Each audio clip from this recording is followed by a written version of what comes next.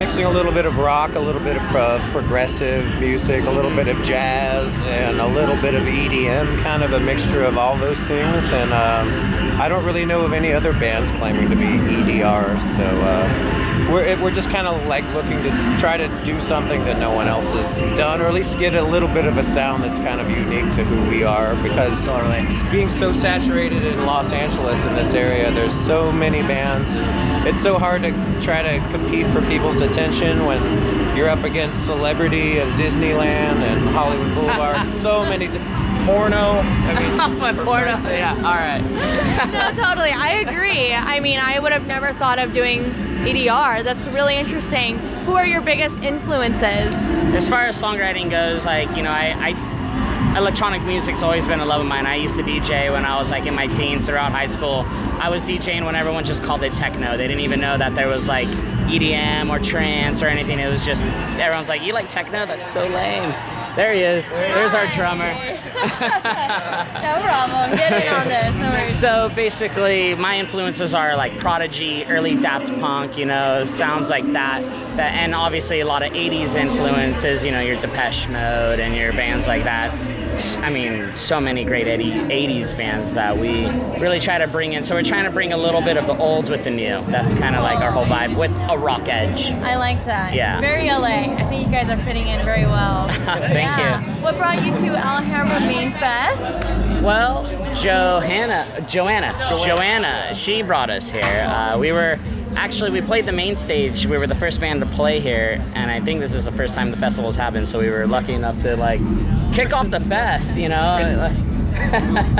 So, you know, I hit her up, and then we were in a band competition actually to play here. We competed a bunch of great bands, you know, and we all like drew together to get like enough Facebook likes to like get us in the festival. There was nobody who brought us in. We just kind of worked our way here. Like it wasn't given. We earned it, and it's great to like be here playing the main stage. I couldn't be prouder of my bandmates. Like we really worked so hard to play this festival. Really What was the biggest challenge for you guys?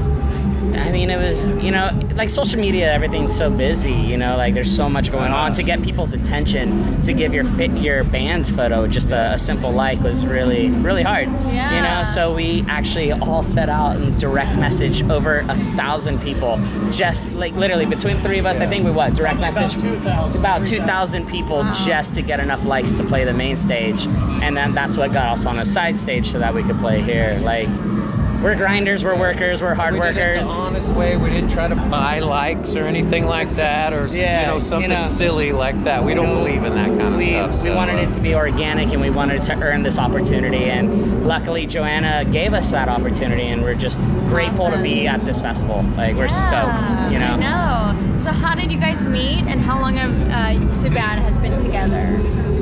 So Too Bad started in 2012. When the world was supposed to end, but it's still here. We're still rotating. But I had an original band member, and he quit the band, and I was just like, I can't have that. Like this sounds, I need to push forward.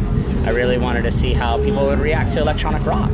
And then so I found him on Craigslist. He actually came in on an audition. He auditioned for. I love that Craigslist. Yeah, he's always on there. And he that's where I found J-Rock, and then he came in and just crushed his audition. I was like, this guy is awesome. And that's where I found my ex-wife. So then we started there, and then we started gigging for about 2, maybe 3 years. But things were missing. The band wasn't complete, you know. And then we were just like, we need a little more connect, because we started as a duo, and that's where Bam Bam came in. And we work together. We work in reality television. We're reality television editors. So like we edit reality TV shows. You've probably seen some of them. And then we were working next door together, and I was just like, bro, do you want to be in my band? And he actually comes from metal. So for him to come, metal and jazz. Nice. So for him, I was kind of nervous to ask him to be in the band, because I was like, our music's kind of simple, you know, we got a lot of 4 on the floor, that's going to be easy for you. This is going to be technical enough for you. And he was just like, he came in and he killed it, and he was like, my fiance, or were you married yet? I think I was married. He was already married, and he was like, my wife finally likes a band that I'm in. So, It's been like 10 years. Awesome. So Yeah. it was like that finishing touch. totally. That She you was like, needed. so he, Trying to bring that live energy is kind of what they were missing on stage. Is that it was just something to really just pound that bass into our Bass? clientele. Yeah. You know, just like pound, Yeah. bam, bam. You know, The bam bam. Nice. Why we call him Bam Bam. Well, you guys sound awesome. I wish you the best of luck. Thank you so much. Thank you so much, and we'll talk soon. Yeah, Cool. thank you. Thanks so much. Nice.